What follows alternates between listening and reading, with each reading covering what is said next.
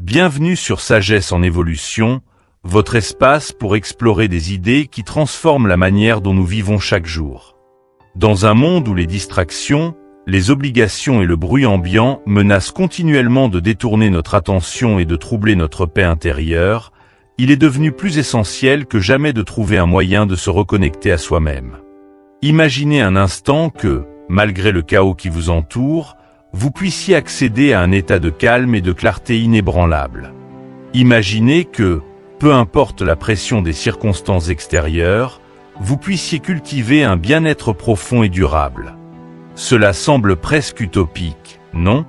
Pourtant, c'est précisément ce que le stoïcisme, une philosophie ancienne mais étonnamment pertinente, peut vous offrir. Contrairement aux idées reçues qui associent le stoïcisme à une froideur insensible, cette philosophie enseigne en réalité une forme de résilience chaleureuse, une gratitude authentique et l'art de vivre intentionnellement. Il s'agit de maîtriser notre esprit et de nous libérer des chaînes de l'anxiété et du stress induits par ce que nous ne pouvons pas contrôler. Il s'agit de trouver la force intérieure nécessaire pour affronter les défis du quotidien, tout en préservant une certaine sérénité et un contentement qui ne dépendent pas des circonstances extérieures. Mais pourquoi cette philosophie, pratiquée par des penseurs tels que Marc Aurèle, Sénèque et Épictète, trouve-t-elle un écho aussi puissant dans notre monde moderne? La réponse est simple. Parce que nous vivons à une époque où la technologie, la course à la productivité et le flot incessant d'informations nous submergent, nous laissant souvent avec un sentiment de vide et d'épuisement. Face à cela, le stoïcisme nous propose un antidote précieux. Il nous apprend à recentrer notre attention sur ce qui est à notre portée. Nos pensées, nos actions et nos réactions. Ce sont ces éléments, après tout, qui déterminent notre bien-être et notre bonheur durable. Si vous avez déjà ressenti ce besoin profond de mettre de l'ordre dans votre vie, de la démarrer chaque jour avec un but clair et une paix intérieure que rien ne peut troubler, alors cette vidéo est faite pour vous. Nous allons plonger ensemble dans des principes stoïciens adaptés à notre quotidien. Des idées simples, pratiques et accessibles qui peuvent faire toute la différence dans la manière dont vous vivez vos matinées, abordez vos journées et, au final, construisez une existence plus sereine et significative. Restez avec nous pour découvrir comment, grâce à ces enseignements intemporels, vous pouvez créer des rituels matinaux puissants qui poseront les bases d'une vie pleine d'intention, de résilience et de joie profonde. Vous ne voudrez pas manquer cette occasion de transformer votre routine quotidienne en un tremplin vers un bien-être authentique et durable. Gardez votre esprit ouvert et votre curiosité éveillée, car ce voyage vers la maîtrise de soi et la paix intérieure commence ici. 1. Trouver son ikigai, une raison de se lever le matin. Trouver son ikigai est bien plus qu'une simple quête de satisfaction personnelle. C'est un voyage vers la découverte de soi qui, lorsqu'il est mené avec intention, transforme la façon dont nous abordons chaque jour. Marcus Aurelius, dans sa quête de sagesse et de maîtrise intérieure, a souligné l'importance des pensées que nous entretenons. C'est une idée puissante qui trouve un écho dans la recherche de l'ikigai, car ce concept japonais nous pousse à aligner nos pensées, nos actions et notre place dans le monde pour créer une vie pleine de sens. Mais comment intégrer cette idée dans notre vie quotidienne, et pourquoi est-ce si essentiel? Imaginez-vous vous réveiller un matin sans aucune motivation, poussé uniquement par l'inertie de la routine. Vous vous levez, accomplissez vos tâches mécaniquement et traversez la journée sans but clair. Cela peut fonctionner un temps, mais cette absence de sens finit par créer un vide. L'ikigai est l'antidote à ce type de vie dénuée de direction. Il ne s'agit pas seulement de ce qui vous rend heureux ou de ce que vous faites bien. C'est une convergence unique entre ce que vous aimez, vos compétences, les besoins de la société et ce qui peut vous permettre de vivre. Cette combinaison crée un équilibre qui nourrit l'âme et offre un moteur interne inépuisable. Pour commencer à explorer votre ikigai, il est essentiel de s'arrêter un moment et de se poser des questions fondamentales. Qu'est-ce qui me passionne vraiment? Les passions sont des indicateurs puissants de notre nature authentique. Peut-être que vous êtes captivé par l'écriture, la cuisine, l'enseignement ou l'artisanat. Ces activités, bien que souvent relégués au rang de hobby, peuvent être des pistes sérieuses vers votre ikigai. Prenons l'exemple de Hiroshi, un ancien ingénieur devenu boulanger après des années de travail dans un bureau qui l'étouffait. Bien qu'il ait dû apprendre un tout nouveau métier et sacrifier la stabilité financière pendant un certain temps, il se levait chaque jour avec enthousiasme, car il avait trouvé une activité qui résonnait avec sa passion et servait les autres. Mais les passions seules ne suffisent pas. Dans quoi suis-je doué ? Cette question vous aide à évaluer vos forces et vos talents, même ceux que vous n'avez pas encore pleinement explorés. Beaucoup d'entre nous sous-estiment leurs compétences ou les considèrent comme banales, alors qu'elles peuvent être précieuses pour autrui. Pensez à ce collègue qui a toujours su résoudre les conflits avec calme ou à cet ami qui sait expliquer des concepts compliqués avec simplicité. Ces talents innés peuvent être les clés qui, combinées à vos passions, mènent à votre ikigai. Un ikigai authentique ne peut exister en vase clos. Il doit répondre à un besoin extérieur. De quoi le monde a-t-il besoin ? Est sans doute la question la plus importante et la plus engageante de ce processus. Dans un monde en constante évolution, les besoins changent et offrent de nouvelles opportunités d'aligner vos passions et compétences avec quelque chose de plus grand que vous-même. Imaginez un enseignant passionné par la technologie qui décide de créer des cours en ligne pour les enfants défavorisés, répondant ainsi à un besoin criant tout en s'épanouissant dans ce qu'il aime faire. Trouver des façons de contribuer de manière significative à la société enrichit votre ikigai et renforce votre sentiment de pertinence. Enfin, il est crucial de se demander comment puis-je être rémunéré pour cela ? Trouver l'ikigai implique de transformer votre passion et vos talents en quelque chose de durable. Le but n'est pas de monétiser chaque passion, mais de voir où se trouve le point d'équilibre entre ce que vous aimez, ce que vous faites bien et ce qui peut soutenir votre vie. Prenons l'exemple d'une graphiste passionnée qui, après des années à travailler pour une grande agence, se rend compte qu'elle trouve un sens bien plus profond en aidant de petites entreprises locales à raconter leur histoire visuelle. Ce pivot peut transformer sa routine quotidienne en une source de joie et de satisfaction, tout en étant un moyen de subsistance. Le processus de découverte de l'ikigai ne se fait pas du jour au lendemain. Il s'agit d'une démarche introspective qui évolue au fil des expériences de vie, des échecs et des succès. Peut-être que votre ikigai aujourd'hui ne sera pas le même dans 10 ans, et c'est parfaitement normal. Ce qui importe, c'est de rester curieux, ouvert et prêt à explorer de nouvelles avenues lorsque l'opportunité se présente. Le chemin vers l'ikigai est parsemé de moments d'incertitude, mais aussi de découvertes enrichissantes qui donnent une nouvelle couleur à votre quotidien.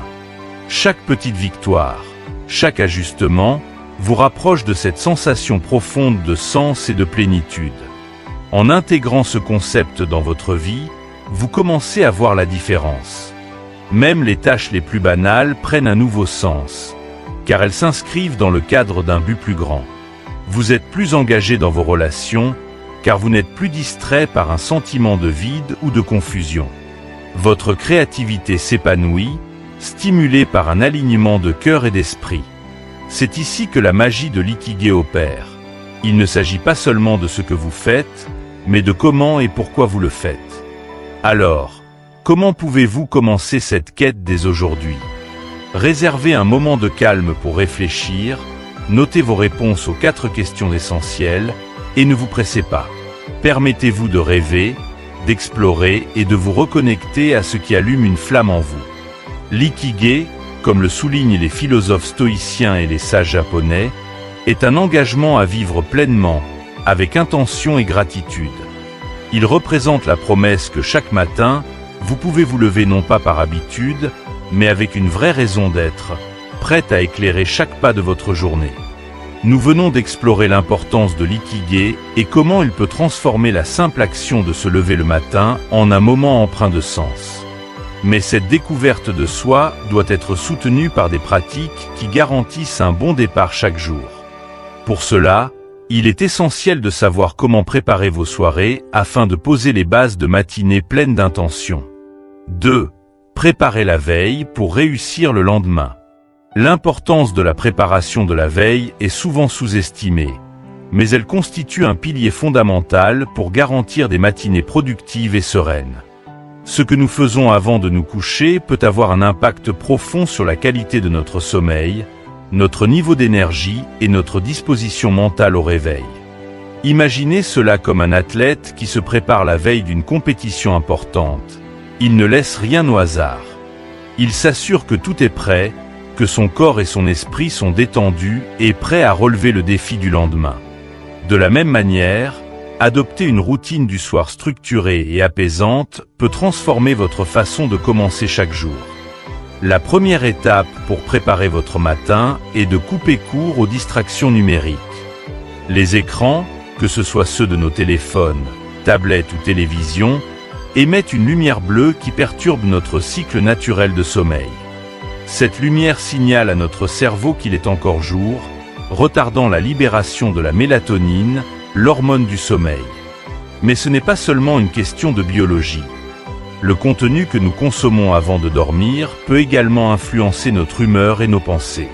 Scroller frénétiquement sur les réseaux sociaux ou lire des nouvelles anxiogènes avant de fermer les yeux peut laisser des résidus émotionnels négatifs qui affectent la qualité de notre sommeil et notre état d'esprit au réveil. Alors, comment éviter ce piège? Une règle simple, mais puissante. Limitez l'utilisation des écrans au moins 1 heure avant de vous coucher.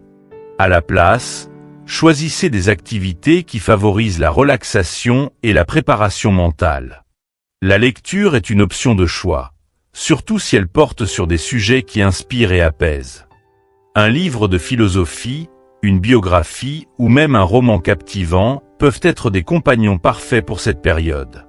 Prenons l'exemple de Jean, un entrepreneur qui a décidé de troquer ses 30 minutes habituelles de scroll sur son téléphone contre la lecture de quelques pages de méditation de Marc Aurèle. Rapidement, il a remarqué que non seulement il s'endormait plus facilement, mais il se réveillait avec un esprit plus clair, prêt à affronter les défis de sa journée. Une autre pratique précieuse consiste à noter vos priorités pour le lendemain. Ce geste simple mais puissant sert à libérer votre esprit des pensées qui pourraient tourner en boucle pendant la nuit. En posant sur papier vos tâches et objectifs pour le lendemain, vous soulagez votre cerveau, lui permettant de se détendre en sachant que rien ne sera oublié. Cette planification active met également en place un mécanisme d'anticipation positive. Vous allez vous coucher avec une feuille de route pour le lendemain, ce qui vous donne un sentiment de maîtrise et de contrôle sur votre journée à venir. La méditation est un autre outil remarquable pour se préparer à une nuit réparatrice. Vous n'avez pas besoin d'être un expert ou de passer des heures en position du lotus. Quelques minutes de respiration consciente suffisent.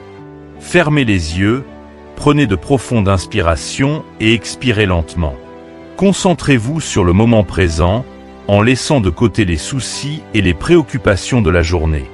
Cette pratique apaise le système nerveux, réduit le stress et favorise l'endormissement. Clara, une mère de 2 enfants qui jongle entre travail et vie de famille, a adopté cette pratique il y a quelques mois. Elle raconte que cette petite pause méditative avant le coucher a complètement changé ses nuits, la libérant de l'agitation mentale et lui permettant de se réveiller le matin plus sereine et pleine d'énergie. Mais il ne s'agit pas seulement de ce que vous faites avant de dormir, il s'agit aussi de créer une ambiance propice à la détente. Votre chambre devrait être un sanctuaire dédié au repos. Assurez-vous que l'éclairage est tamisé et que la température est confortable. Si vous le souhaitez, vous pouvez même ajouter des éléments qui induisent le calme, comme des diffuseurs d'huiles essentielles à la lavande ou des sons apaisants.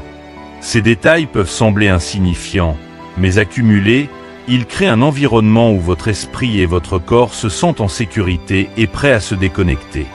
L'importance de ces pratiques réside dans leur capacité à préparer le terrain pour une matinée plus efficace et plus satisfaisante. En prenant soin de la veille, vous ne laissez pas les premières heures de votre journée au hasard. Vous ne vous réveillez pas en mode survie, précipité et submergé par les obligations du jour. Au contraire, vous vous levez en ayant déjà un cap, une direction et la confiance nécessaire pour l'aborder. C'est un cycle vertueux. Des soirées apaisantes engendrent des nuits réparatrices, qui elles-mêmes produisent des matinées productives. Cependant, comme tout changement de comportement, l'intégration d'une routine du soir demande du temps et de la persévérance. Au début, il peut être tentant de revenir à ses anciennes habitudes, surtout après une journée stressante où l'idée de se plonger dans les réseaux sociaux semble une solution facile pour décompresser. Mais souvenez-vous que chaque minute que vous investissez dans ces pratiques est un pas vers des matinées où vous contrôlez le début de votre journée, et non l'inverse. En adoptant cette approche proactive pour la veille, vous vous préparez non seulement à une meilleure nuit de sommeil, mais aussi à des matinées qui démarrent sous le signe de la clarté et de l'intention. Ces soirées ne sont pas des sacrifices. Elles sont des investissements dans votre bien-être et votre succès quotidien. 3. Évitez les distractions matinales, l'art de la sérénité. Éviter les distractions matinales est essentiel pour s'ancrer fermement dans le moment présent et cultiver la sérénité nécessaire pour affronter la journée. Dans le tumulte de la vie moderne, où les notifications incessantes et les sollicitations numériques commencent dès l'aube, la discipline de résister à la tentation de consulter son téléphone au saut du lit peut sembler un défi insurmontable. Pourtant, c'est l'un des plus grands cadeaux que vous pouvez vous offrir. Cette pratique est non seulement bénéfique pour la santé mentale, mais elle aligne également parfaitement avec la sagesse intemporelle des stoïciens, tels que Marcus Aurelius, qui considérait la concentration sur l'instant présent comme une clé pour mener une vie intentionnelle et paisible. Imaginez la scène. Vous ouvrez les yeux et la première chose que vous faites est de saisir votre téléphone. L'écran s'allume et immédiatement, une rafale de courriels, de messages et de notifications sociales vous accapare. En quelques secondes, votre esprit passe d'un état de repos à un état réactif, se préparant à répondre aux exigences et aux drames des autres. Vous commencez la journée en mode réactif plutôt qu'en mode proactif, et cela peut créer un effet boule de neige qui impacte négativement toute votre journée. Si, au contraire, vous choisissez de commencer votre matinée sans cette intrusion, vous ouvrez la porte à un état de calme, d'introspection et de réflexion qui nourrit votre bien-être. Commencer la journée sans consulter son téléphone permet de préserver cet instant précieux où l'esprit est encore vierge des sollicitations extérieures. Profitez de ce moment pour lire quelques pages d'un livre inspirant ou de méditation philosophique. Imaginez-vous en train de savourer les mots de Marc Aurèle, écrits il y a plus de 1800 ans mais résonnant toujours avec une puissance contemporaine. Vous avez le pouvoir sur votre esprit, pas sur les événements extérieurs. Réalisez cela, et vous trouverez la force. Ces quelques minutes où vous nourrissez votre esprit de pensées positives et réfléchies posent les fondations d'une journée empreinte de sagesse et de résilience. La méditation, même si elle ne dure que quelques minutes, est une autre pratique essentielle qui peut transformer la qualité de votre matinée. S'asseoir en silence, respirer profondément et focaliser son attention sur l'instant présent aide à calmer le flot de pensées et à préparer l'esprit à aborder la journée avec clarté et intention. Cet exercice simple mais puissant vous recentre, et comme le disait Épictète, un autre éminent stoïcien, « Ce qui trouble les hommes, ce ne sont pas les choses, mais les opinions qu'ils en ont. » En méditant, vous cultivez la capacité de contrôler ces opinions, de ne pas laisser vos pensées vous emporter dès le matin, mais de choisir consciemment la manière dont vous réagissez au monde qui vous entoure. Pour illustrer l'impact de ces pratiques, prenons l'exemple de Sophie, une professionnelle qui jongle entre des responsabilités de cadre et une vie familiale bien remplie. Avant d'adopter cette approche, elle commençait chaque journée submergée par des courriels urgents et des messages de travail, ce qui la laissait souvent stressée avant même d'avoir pris son petit déjeuner. Mais lorsqu'elle a commencé à mettre en place une routine où elle réservait la première heure de sa journée à la lecture et à l'écriture dans un journal, elle a remarqué un changement significatif.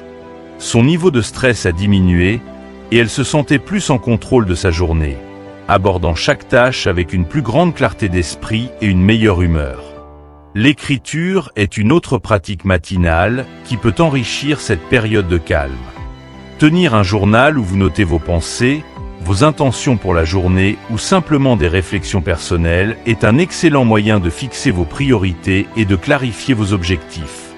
Cette pratique ancre vos intentions, rendant vos actions plus alignées avec vos valeurs. C'est comme tracer une feuille de route mentale qui vous guide tout au long de la journée. Dans ses méditations, Marc Aurèle lui-même pratiquait cette introspection écrite, notant ses réflexions et conseils personnels. Il nous montre ainsi que même un empereur, submergé par des responsabilités colossales, trouvait la valeur de prendre un moment pour écrire et recentrer son esprit. Il est tentant de penser que ces pratiques sont réservées aux personnes qui ont le luxe du temps, mais même quelques minutes peuvent suffire. Si vous avez 5 minutes, passez-les à respirer profondément et à vous centrer. Si vous avez 10 minutes, ouvrez un livre de méditation philosophique ou écrivez quelques lignes dans un journal. L'essentiel est de commencer petit et de faire de cette pratique un rituel incontournable. Chaque instant de sérénité gagné le matin se répercute sur le reste de la journée, influençant positivement votre humeur, votre productivité et la façon dont vous réagissez aux imprévus. Enfin, n'oubliez pas que l'objectif n'est pas de se priver de technologie, mais de choisir quand et comment y accéder. Il est possible de se reconnecter au monde numérique après avoir pris le temps de se recentrer sur soi-même. Cette décision consciente d'éviter les distractions matinales est une déclaration d'indépendance envers un monde qui tente constamment de capter notre attention. C'est un acte de rébellion douce contre le chaos et une affirmation de votre souveraineté sur votre temps et votre esprit. À mesure que vous développez cette habitude, vous constaterez que vos matinées, autrefois envahies par l'anxiété et les stimuli extérieurs, se transforment en moments de calme et de préparation intérieure. Vous vous sentirez mieux équipé pour gérer le flot de mai, les réunions et les demandes diverses qui surgissent tout au long de la journée, car vous aurez commencé votre matinée sur vos propres termes. En prenant conscience de l'importance de réduire les distractions matinales et en mettant en place ces pratiques simples, vous renforcez votre capacité à rester ancré dans le présent, à cultiver la sérénité et à aborder chaque jour avec un esprit clair et une intention bien définie. Et cette sérénité, bien que parfois fugace, devient plus accessible à chaque matinée passée à la cultiver. 4. Se réveiller à heure fixe, la puissance de la routine. Se réveiller à heure fixe est bien plus qu'une simple habitude. C'est un engagement envers soi-même, une discipline qui démontre la volonté de prendre le contrôle de sa vie. C'est un acte qui, bien que modeste en apparence, représente un pilier fondamental pour construire des journées plus stables et intentionnelles. Cette régularité dans le réveil agit comme une ancre, vous permettant de structurer vos journées avec une base solide. Dans un monde où les imprévus et les sollicitations peuvent facilement perturber nos plans, se réveiller à la même heure chaque jour est une manière de reprendre un peu de contrôle sur l'incontrôlable. Au début, il est vrai que cette pratique peut sembler difficile. La tentation de rester sous la couette, surtout après une longue journée ou une nuit moins réparatrice, peut paraître irrésistible. Cependant, c'est dans ces moments de faiblesse que se forge la vraie résilience. Prenons l'exemple d'Alexandre, un employé de bureau qui avait du mal à se lever à l'heure le matin. Son manque de régularité influait sur le reste de sa journée. Il se sentait constamment pressé, stressé et épuisé avant même d'avoir commencé sa journée. Lorsqu'il a décidé de se réveiller à une heure fixe chaque jour, il a remarqué que même s'il avait du mal au début, cette pratique a commencé à créer un effet domino positif.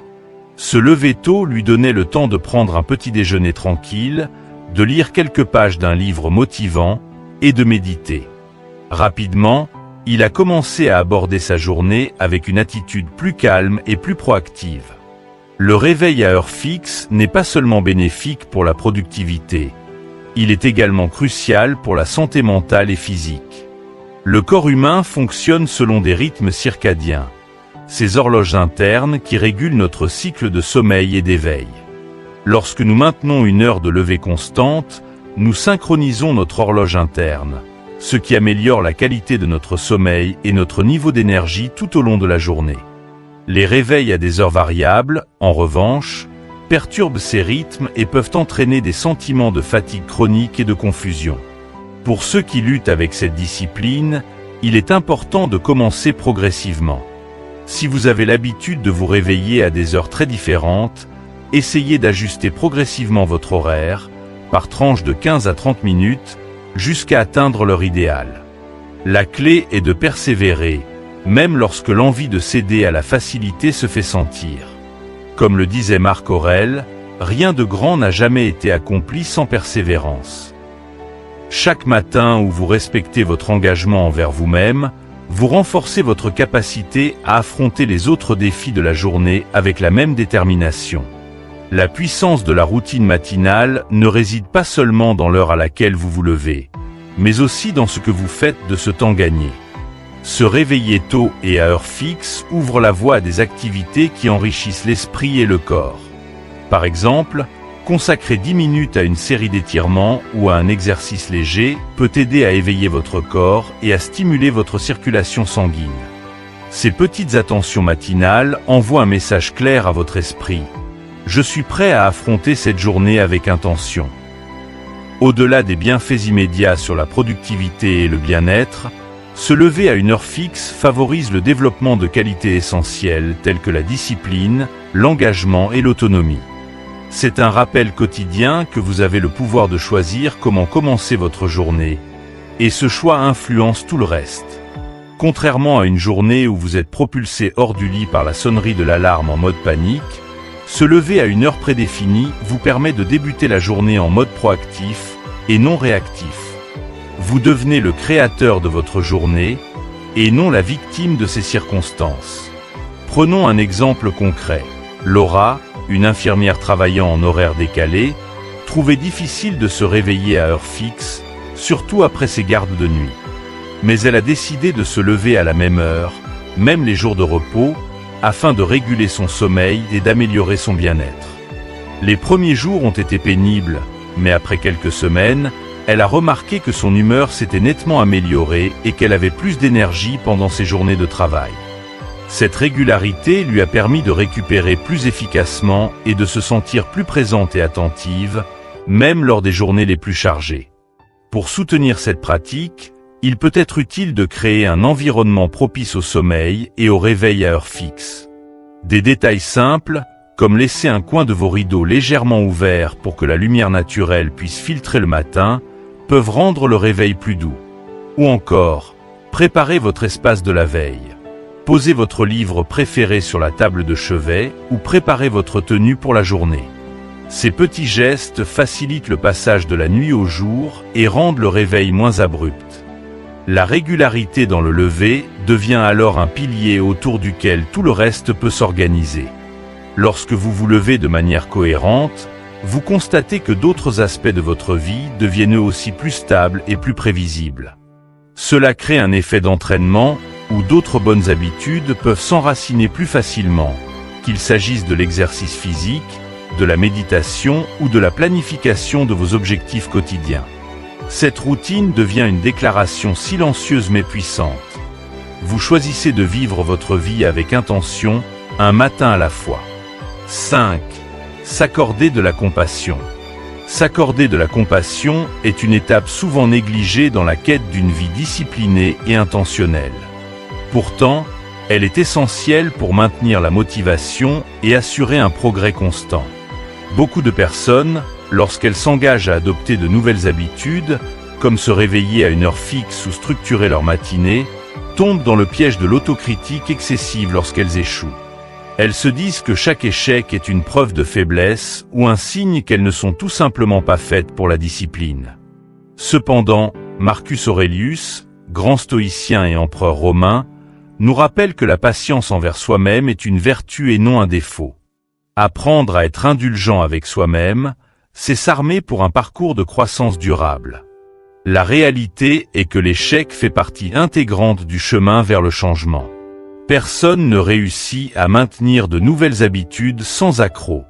Imaginez un athlète qui s'entraîne pour un marathon.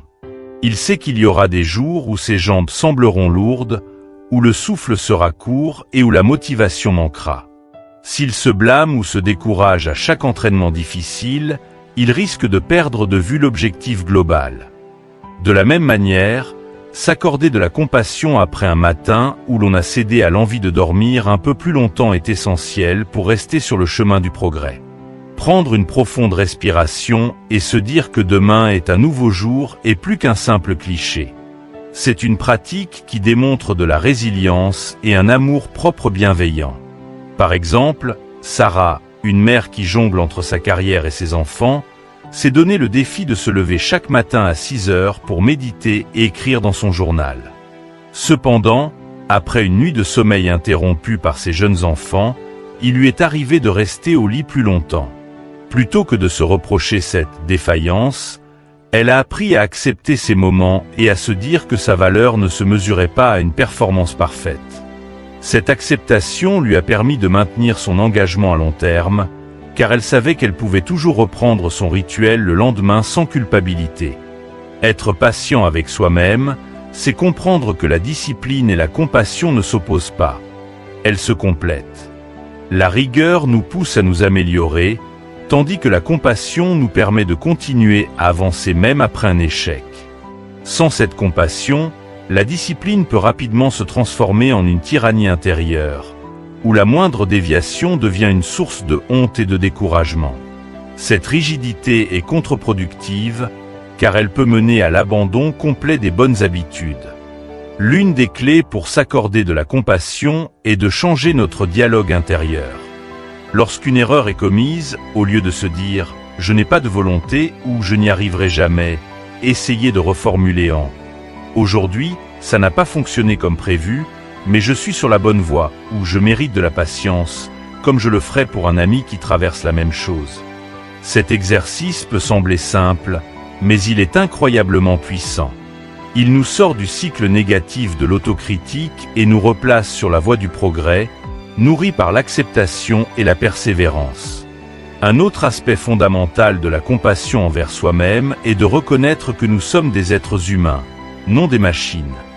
Nous avons des besoins émotionnels, des fluctuations d'énergie, des imprévus et des moments de faiblesse. C'est normal et cela fait partie de l'expérience humaine.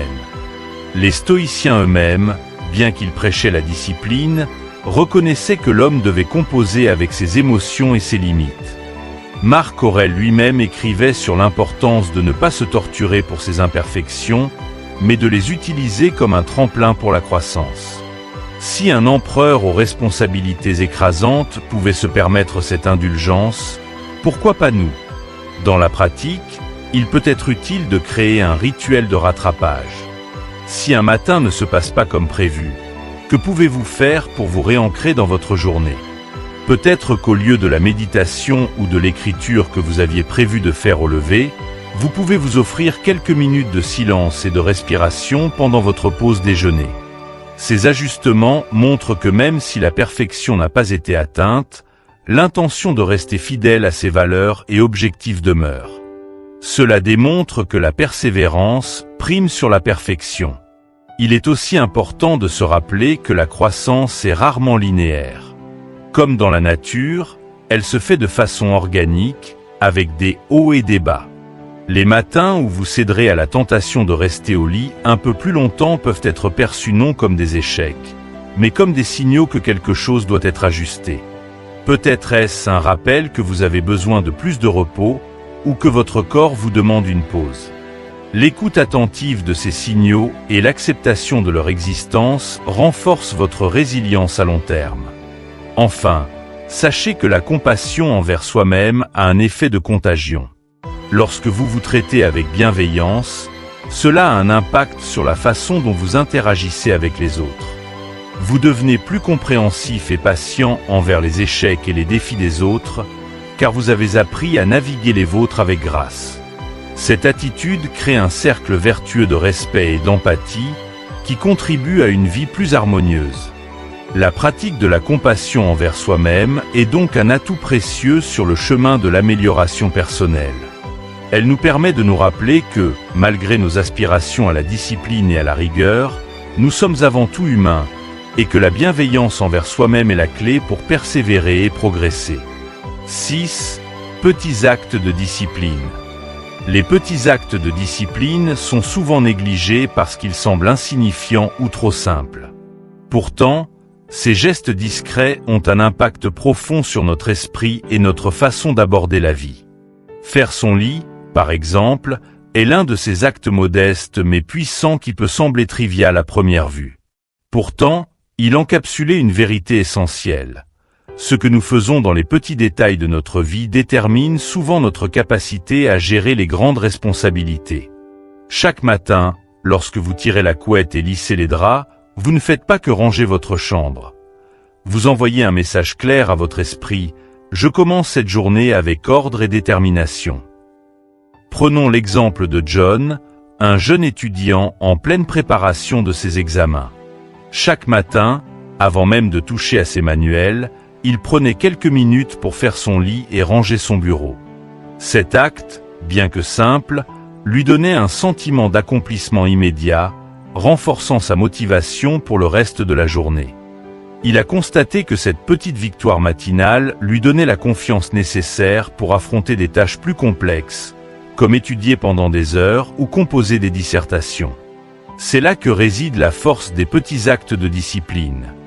Ils établissent un socle sur lequel d'autres habitudes peuvent se développer. Faire son lit n'est qu'un exemple parmi d'autres. D'autres gestes quotidiens, tels que laver immédiatement la vaisselle après un repas, ranger son espace de travail ou noter ses objectifs du jour, contribuent à créer un environnement et un état d'esprit propice à la productivité. Ces petits actes sont des affirmations silencieuses mais puissantes de notre engagement envers nous-mêmes. Ils nous rappellent que nous avons le pouvoir de choisir comment nous interagissons avec notre environnement et notre journée, et que ce pouvoir commence par de petites actions. Ces gestes, même s'ils semblent dénués de signification, ont un effet cumulé important. Un environnement en ordre reflète un esprit en ordre. Et un esprit en ordre est capable de naviguer à travers les complexités de la vie avec plus de clarté et de confiance. Marc Aurèle, dans ses méditations, soulignait l'importance de mener des actions alignées avec nos principes, même dans les aspects les plus simples de la vie. Chaque petit acte de discipline que vous pratiquez, comme faire votre lit, est une manifestation de votre engagement à vivre en accord avec vos valeurs. Vous créez une base solide qui vous aide à rester ancré lorsque les défis plus importants se présentent. Ces gestes peuvent également renforcer votre résilience face à l'inattendu. Prenons l'exemple d'Alice, une entrepreneure dont l'emploi du temps est souvent bouleversé par des imprévus. Lorsqu'elle a commencé à instaurer des petits rituels de discipline, comme prendre 5 minutes le matin pour méditer ou organiser sa liste de tâches, elle a remarqué une amélioration significative dans la façon dont elle gérait le stress. Ces moments de discipline quotidienne ont agi comme des points de repère constants dans sa journée, l'aidant à revenir à un état de calme même lorsque ses projets prenaient des tournures inattendues. Il est également important de comprendre que ces petits actes ne sont pas réalisés pour atteindre la perfection, mais pour cultiver un état d'esprit de régularité et de respect de soi. En effectuant ces gestes chaque jour, vous ancrez en vous la conviction que vous êtes capable de prendre soin de vous et de votre environnement. Cette conviction s'étend ensuite à d'autres domaines de votre vie. La discipline est souvent associée à des efforts monumentaux, mais c'est en réalité dans la répétition de ces petites actions que se forme le caractère. C'est dans le quotidien que l'on forge la capacité de persévérer dans des projets plus ambitieux, que l'on développe l'endurance nécessaire pour atteindre des objectifs à long terme. Un autre exemple concret est celui de la routine matinale de Maria, une professeure de lycée qui, bien que débordée par ses responsabilités, s'assurait de prendre 10 minutes chaque matin pour écrire ses intentions pour la journée. Ce geste simple l'aidait à clarifier ses priorités et à se rappeler pourquoi elle faisait ce qu'elle faisait. Lorsqu'elle devait faire face à des élèves difficiles ou à des journées particulièrement éprouvantes, elle revenait à ces quelques lignes pour puiser de la motivation et rester concentrée. Il ne s'agit pas seulement d'actions physiques. La discipline dans les pensées, comme prendre quelques instants pour reformuler une pensée négative dans une perspective plus constructive, est tout aussi cruciale. Par exemple, si vous vous réveillez en pensant « je ne veux pas affronter cette journée », prendre le temps de reformuler cela en « cette journée peut être difficile », mais je choisis de la vivre avec courage, est un petit acte de discipline mentale qui peut changer le ton de votre journée. Enfin, il est essentiel de comprendre que l'accumulation de ces petits actes mène à une vie vertueuse. La vertu n'est pas une réalisation spectaculaire qui survient du jour au lendemain. Elle est la somme de choix conscients faits chaque jour. Chaque fois que vous faites votre lit, que vous rangez un espace ou que vous choisissez de commencer votre journée sur une note positive, vous contribuez à façonner la personne que vous aspirez à être. Vous renforcez votre capacité à respecter vos engagements, à rester fidèle à vos principes et à agir avec constance. Ces petites actions peuvent sembler insignifiantes sur le moment, mais elles créent un terrain fertile pour que de grandes actions puissent s'épanouir. Elles posent les bases d'une vie où la discipline devient une seconde nature et où la poursuite de la vertu est un chemin jalonné de petits pas, constants et déterminés. 7. Partenaire de responsabilité. L'idée d'un partenaire de responsabilité peut sembler superflue à première vue, surtout dans une culture qui valorise l'autosuffisance et l'indépendance. Cependant, la vérité est que même les personnes les plus disciplinées et motivées bénéficient de la présence d'un allié sur le chemin de la croissance. Partager ses objectifs avec un partenaire de responsabilité transforme une entreprise solitaire en une aventure collective, renforçant non seulement l'engagement envers ses propres aspirations, mais apportant aussi un soutien et une motivation réciproque. Un partenaire de responsabilité n'est pas seulement quelqu'un qui vérifie si vous avez bien fait ce que vous aviez prévu. C'est une personne qui vous comprend, qui partage peut-être des objectifs similaires et qui, par sa simple présence, vous pousse à continuer même lorsque la motivation commence à faiblir. Cette relation peut être comparée à celle des coureurs qui s'entraînent ensemble. Courir seul peut être méditatif, mais avoir quelqu'un à ses côtés rend les kilomètres plus faciles à parcourir et ajoute une dimension de compétition amicale et de soutien qui peut faire toute la différence. Lorsque la fatigue commence à peser, un simple regard ou un mot d'encouragement peut suffire à raviver l'énergie et la détermination. Prenons l'exemple de Julien et Thomas, deux amis qui ont décidé de se lancer dans un défi de développement personnel consistant à se réveiller chaque matin à 5 heures pour travailler sur leur projet personnel. Pendant les premières semaines, l'excitation et la nouveauté les ont portés. Mais inévitablement, la lassitude s'est installée. Julien se souvient d'un matin particulièrement difficile où, sans l'appel de Thomas pour lui rappeler leur engagement mutuel, il aurait cédé à la tentation de rester sous la couette. Ce simple geste d'appel a fait toute la différence, et Julien a pu continuer à progresser ce jour-là. Thomas, quant à lui, a tiré de la force des retours positifs de Julien, ce qui a consolidé leur dynamique et renforcé leur discipline à long terme. Le choix d'un partenaire de responsabilité doit être judicieux. Il est essentiel de choisir quelqu'un qui partage vos valeurs et qui prend ses propres engagements au sérieux. Cette personne doit être capable d'offrir un soutien sans jugement, mais aussi de vous défier lorsque cela est nécessaire. La communication est au cœur de cette relation.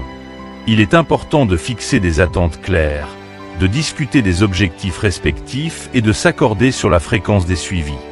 Que ce soit par des rencontres hebdomadaires, des messages quotidiens ou des appels vidéo, la régularité de ces interactions est la clé pour maintenir l'élan.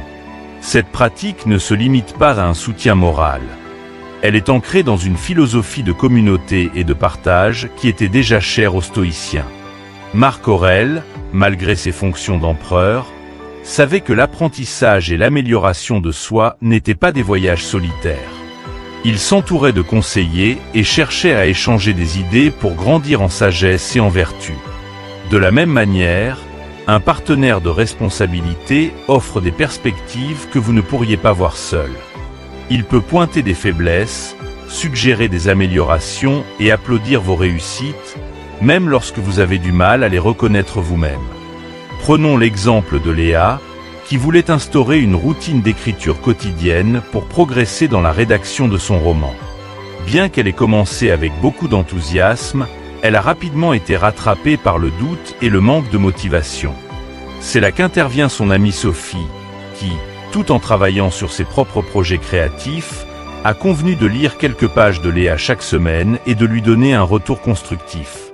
Cet échange a non seulement permis à Léa de maintenir sa discipline, mais lui a aussi donné un nouveau regard sur son travail, l'inspirant à persévérer avec plus de confiance. Outre le soutien direct, Le fait de rendre des comptes à quelqu'un d'autre introduit un élément de responsabilité qui peut être extrêmement motivant. Quand nous savons que quelqu'un d'autre attend un compte rendu de nos progrès, nous avons tendance à prendre nos engagements plus au sérieux. Il ne s'agit plus seulement de soi, mais de l'engagement pris envers une autre personne, ce qui renforce notre détermination à ne pas laisser tomber. Cette relation peut aussi offrir un cadre de réflexion pour discuter des échecs et des réussites. Loin d'être un simple point de contrôle, le partenaire de responsabilité devient un confident avec qui vous pouvez échanger des idées et trouver des solutions aux obstacles rencontrés. Vous pouvez par exemple parler des moments où il était difficile de suivre votre routine et réfléchir ensemble aux ajustements possibles. Cette flexibilité et cette ouverture d'esprit sont cruciales pour progresser sur le long terme. Pour ceux qui se demandent comment trouver un tel partenaire, il existe plusieurs options. Vous pouvez choisir un ami de confiance, un collègue partageant des ambitions similaires ou même rejoindre des groupes en ligne ou des inconnus, mais animés des mêmes désirs d'amélioration, se soutiennent mutuellement. Dans certains cas, des mentors ou des coachs peuvent également jouer ce rôle, apportant une expertise supplémentaire pour guider votre démarche. La présence d'un partenaire de responsabilité ne doit pas être perçue comme une dépendance, mais comme un catalyseur de croissance. Elle offre un soutien qui enrichit le processus et rappelle que la discipline, tout en étant un effort personnel, peut être amplifiée par l'interaction humaine. C'est l'illustration parfaite que la force se trouve non seulement dans l'individu, mais aussi dans la communauté. En conclusion, la valeur d'un partenaire de responsabilité réside dans sa capacité à transformer un voyage solitaire en une quête partagée. C'est un soutien moral, un miroir de nos progrès et un rappel constant que nous ne sommes pas seuls dans notre quête de discipline et de croissance. Cette aide partagée renforce notre engagement envers nos objectifs, nous pousse à continuer dans les moments difficiles et nous rappelle que la route, bien qu'empreinte de défis, est plus douce lorsqu'elle est parcourue à deux. 8. Memento Mori, se rappeler de la valeur de chaque jour. Le concept de Memento Mori, qui signifie littéralement « souviens-toi que tu vas mourir », est peut-être l'une des leçons les plus profondes que nous ait légué le stoïcisme. Cette réflexion sur la nature éphémère de la vie peut, à première vue, sembler morbide ou pessimiste. Mais les stoïciens tels que Marc Aurèle et Sénèque l'ont adopté non pas pour vivre dans la peur de la fin, mais pour embrasser la vie avec une gratitude et une urgence renouvelée. Chaque matin est un rappel que nous avons encore une opportunité, un souffle de vie, un jour de plus pour agir avec intention, pour aimer et pour grandir. Imaginez-vous vous réveiller le matin et, au lieu de sombrer dans la routine habituelle, prendre quelques instants pour reconnaître que ce jour est unique. Vous pouvez dire à voix basse, « Aujourd'hui est un don ». Cette simple pensée peut transformer la façon dont vous abordez la journée, des tâches les plus banales aux moments les plus précieux. Vous réalisez soudainement que chaque interaction, chaque sourire partagé et chaque défi est une part irremplaçable de votre expérience de vie. Les stoïciens croyaient fermement que méditer sur la mort ne devait pas être vu comme une source d'angoisse, mais comme un moyen de clarifier nos priorités. Trop souvent, nous laissons les jours passer sans prendre conscience de leur valeur intrinsèque. Nous repoussons les choses importantes, persuadés qu'il y aura toujours un lendemain. Pourtant, en prenant conscience de la fragilité de la vie, nous comprenons que ce demain n'est jamais garanti. C'est cette perspective qui nous pousse à vivre chaque jour avec plus d'intention et de gratitude, à accorder notre attention aux choses et aux personnes qui comptent vraiment. Prenons l'exemple d'Henri, un avocat passionné par son travail, mais souvent absorbé par de longues heures de bureau et des nuits sans fin passées sur des dossiers. Lorsqu'il a découvert la pratique du Memento Mori, il a commencé chaque matin par un moment de réflexion. Ce simple rappel de sa propre mortalité l'a aidé à réévaluer ses priorités. Il a décidé de consacrer davantage de temps à sa famille et à ses passions en dehors du travail. Son approche de la vie a changé. Il n'était plus simplement un homme d'affaires cherchant à remplir des objectifs professionnels, mais un père, un époux et un ami qui voyait chaque jour comme une chance de se connecter plus profondément avec les autres. Cette idée de vivre chaque jour comme s'il était le dernier pousse également à agir avec plus de courage et de sincérité. Combien de fois avons-nous retenu nos mots par peur de l'échec ou de l'opinion des autres?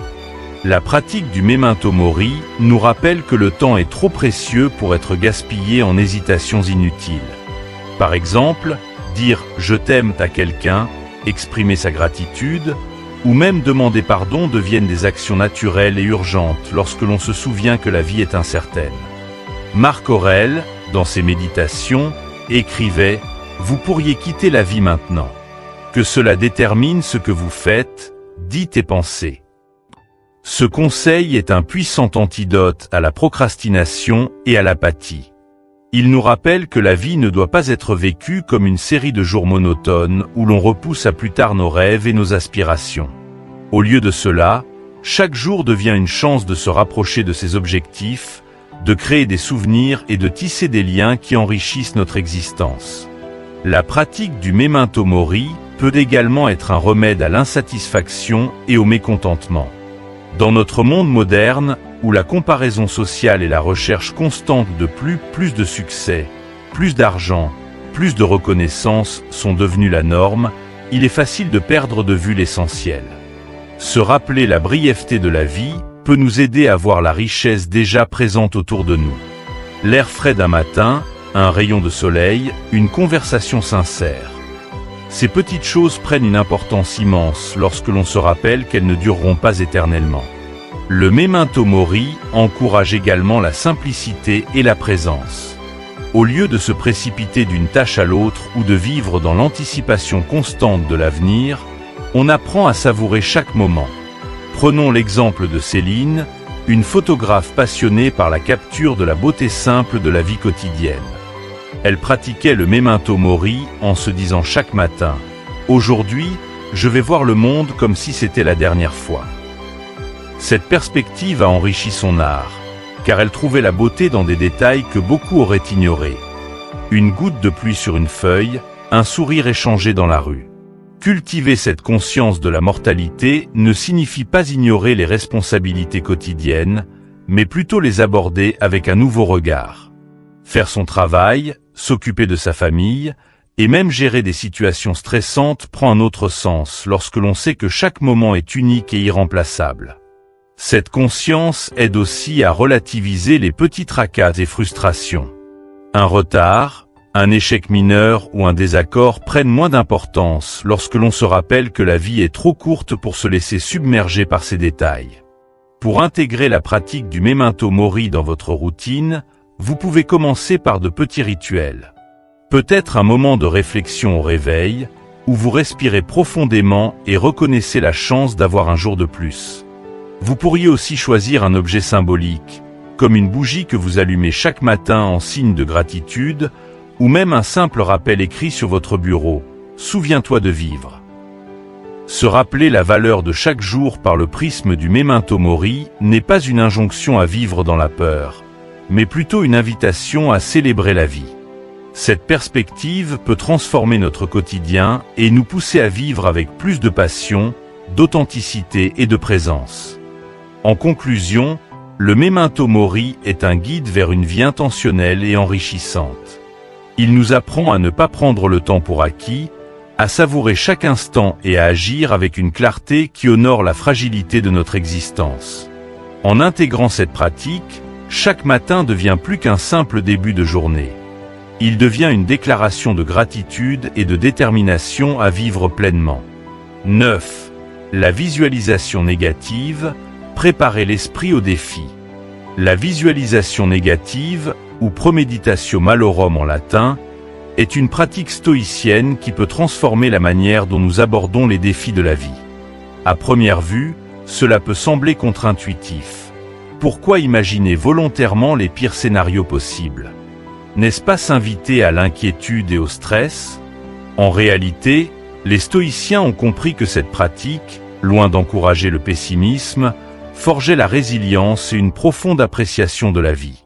Elle nous prépare mentalement aux imprévus, nous permettant ainsi de les affronter avec calme et contrôle. L'idée n'est pas de se plonger dans des pensées angoissantes ou de vivre dans la peur, mais de se familiariser avec la possibilité que des difficultés surviennent. En visualisant les obstacles avant qu'ils n'arrivent, nous les rendons moins intimidants. Sénèque, philosophe stoïcien, disait « Un homme est malheureux comme il le croit ». Si nous apprenons à envisager la perte, l'échec ou la difficulté comme des possibilités que nous pouvons affronter, elles perdent leur pouvoir de nous terrifier. Prenons l'exemple de Claire, une manager dans une grande entreprise. Avant chaque présentation importante, elle prenait quelques minutes pour visualiser les scénarios où les choses pouvaient mal tourner. Une question imprévue, un problème technique ou un auditoire distrait. Cette anticipation ne la rendait pas anxieuse, elle la rendait prête. Elle savait déjà comment réagir face à l'imprévu, et cela lui permettait de rester calme et confiante. Cette pratique peut également aider à relativiser l'importance de certains événements. En imaginant ce qui pourrait mal se passer, nous prenons conscience que même si ces choses se produisaient, elles ne signifieraient pas la fin du monde. La visualisation négative est un outil de désamorçage de la peur, car elle montre que nous sommes capables de surmonter l'adversité. Cela nous aide à ne pas accorder trop de pouvoir aux événements et à nous rappeler que notre bien-être ne dépend pas entièrement des circonstances extérieures, mais de la façon dont nous les abordons. Un autre avantage de la visualisation négative est qu'elle nous apprend à apprécier ce que nous avons déjà. Lorsque nous prenons le temps d'imaginer la perte de nos possessions, de nos proches ou de nos routines confortables, nous revenons à la réalité avec une gratitude renouvelée.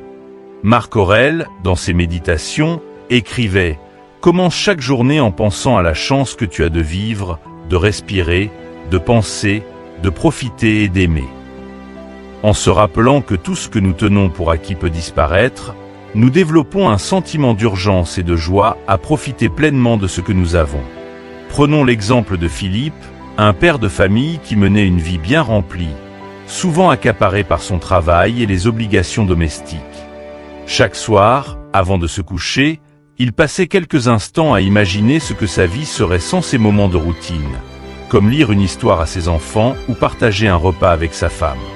Cela lui a permis de transformer ces moments de la vie quotidienne en instants précieux, à apprécier sans réserve.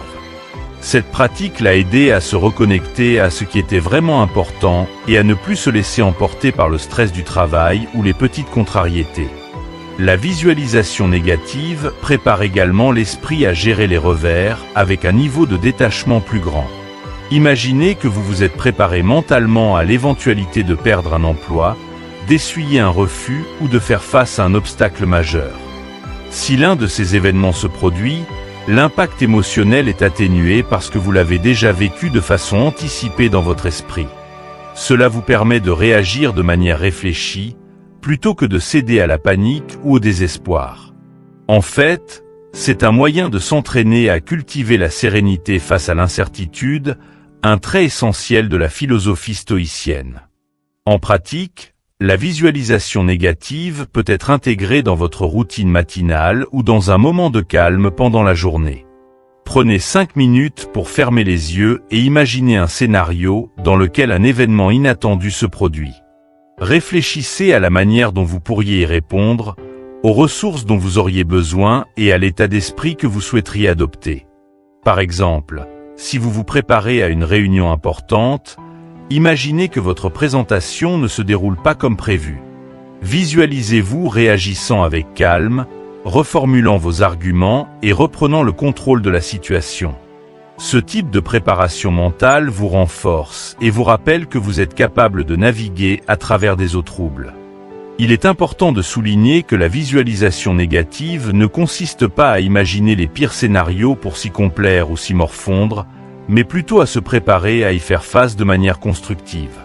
Cela renforce notre capacité à accepter que les choses peuvent mal tourner et que c'est normal. En nous y préparant, nous devenons moins dépendants des résultats parfaits et plus ancrés dans l'acceptation stoïque de l'incertitude de la vie. Enfin, la visualisation négative peut encourager des actions préventives. En imaginant des situations où vous pourriez perdre quelque chose de précieux, vous êtes plus enclin à prendre des mesures pour protéger ce qui compte vraiment. Si vous visualisez la possibilité de tension dans vos relations personnelles, vous pourriez vous rappeler de l'importance de la communication ouverte et de la patience. Si vous imaginez des difficultés financières potentielles, cela pourrait vous inciter à épargner ou à planifier des solutions à long terme. Cette anticipation proactive contribue à minimiser l'impact des revers et à renforcer la résilience. Pour conclure, la visualisation négative est une pratique qui, loin de nous entraîner dans la peur, nous enseigne à vivre avec plus de préparation, de gratitude et de contrôle.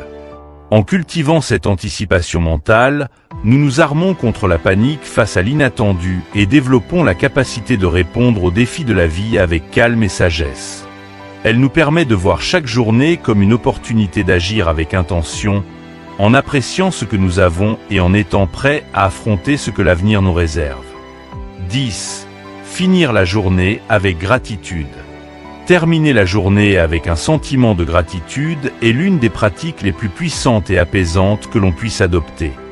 Dans un monde qui nous pousse constamment à chercher ce qui nous manque, à nous fixer sur nos faiblesses et à anticiper la prochaine tâche à accomplir, prendre un moment pour se poser et reconnaître ce que l'on a déjà est un acte de rébellion douce. Le stoïcisme, avec son appel à vivre dans le présent et à apprécier ce que nous avons, encourage la pratique de la gratitude non pas comme un exercice superficiel, mais comme un fondement pour une vie plus riche et plus résiliente. Le journal de gratitude est un outil simple mais incroyablement efficace pour ancrer cette pratique dans notre quotidien. L'idée est de prendre quelques minutes avant de se coucher pour réfléchir aux moments, grands ou petits, qui ont apporté de la joie ou un sentiment d'accomplissement dans notre journée. Cela peut être aussi simple que de se rappeler un sourire échangé avec un collègue, la chaleur du soleil sur notre peau, ou la satisfaction d'avoir terminé un projet important. Cet exercice n'est pas destiné à ignorer les difficultés de la journée, mais à équilibrer notre perspective en soulignant les aspects positifs qui peuvent souvent passer inaperçus. Prenons l'exemple de Lucie, une infirmière qui, après des journées longues et éprouvantes à l'hôpital, rentrait souvent chez elle épuisée et découragée.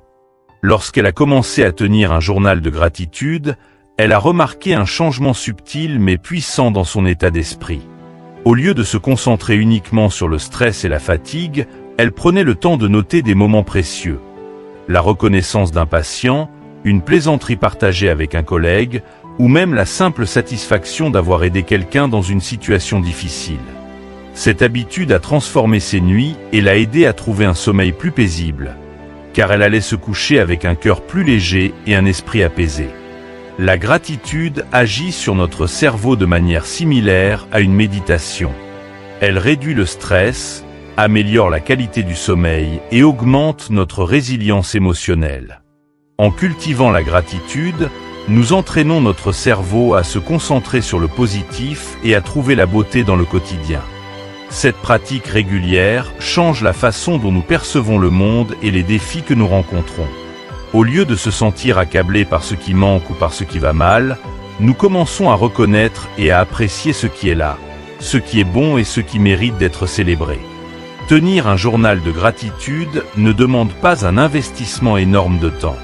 Quelques minutes suffisent pour noter 3 à 5 éléments positifs de la journée. L'essentiel est de le faire régulièrement, car c'est la répétition qui crée un changement durable. Cet exercice peut être enrichi en décrivant pourquoi ces moments sont importants. Par exemple, ne vous contentez pas d'écrire « J'ai apprécié le café avec un ami », mais ajoutez « Ce moment m'a rappelé l'importance des amitiés et m'a fait sentir soutenu et connecté ». Cette profondeur dans l'écriture amplifie les bienfaits de la pratique. Au-delà du journal, la gratitude peut être intégrée dans des conversations en famille ou entre amis. Prendre un moment avant le dîner pour que chacun partage un point positif de sa journée peut renforcer les liens et créer un environnement familial ou social plus positif. La gratitude partagée est doublement bénéfique. Elle enrichit la relation et inspire chacun à cultiver cette même attitude de reconnaissance. Mais pourquoi terminer la journée avec de la gratitude ? Les dernières pensées que nous avons avant de nous coucher influencent notre sommeil et notre état d'esprit au réveil. Si nous allons au lit en ruminant sur nos échecs, nos inquiétudes et ce qui nous attend le lendemain, notre sommeil risque d'être agité et de qualité inférieure. En revanche, en concluant la journée sur une note de gratitude, nous préparons notre esprit à se reposer dans un état de satisfaction et de paix. Nous nous réveillons alors plus disposés à aborder la journée suivante avec espoir et optimisme. Jean-Pierre, un retraité qui avait du mal à dormir en raison de préoccupations financières, a commencé à pratiquer la gratitude avant de se coucher. Chaque soir, il notait 3 choses pour lesquelles il était reconnaissant, même lors des journées difficiles. Il pouvait s'agir de moments simples, comme le chant des oiseaux le matin ou la gentillesse d'un voisin. Peu à peu, il a remarqué que son sommeil devenait plus réparateur et qu'il se sentait moins anxieux à l'idée de ce que l'avenir pouvait lui réserver. Cette pratique l'a aidé à changer sa perception et à renforcer sa résilience face aux défis de la vie. La gratitude est également un excellent moyen de clore une journée difficile. Elle n'efface pas les problèmes ni les erreurs, mais elle aide à y faire face avec une attitude plus positive et constructive. En écrivant des éléments positifs même lors des jours les plus sombres, nous nous entraînons à trouver la lumière dans l'obscurité. Cette capacité est l'une des clés de la résilience émotionnelle. Les stoïciens nous apprennent que la vie est faite de hauts et de bas, et que ce n'est pas ce qui nous arrive qui détermine notre bonheur, mais notre réaction à ces événements. La gratitude nous aide à répondre à la vie avec un état d'esprit stoïque, centré sur l'appréciation du moment présent et la reconnaissance de ce que nous avons. Enfin, la gratitude nous rappelle que nous sommes connectés à quelque chose de plus grand que nous. Elle nous pousse à reconnaître l'impact des autres dans notre vie et à apprécier les efforts et la bienveillance des personnes qui nous entourent.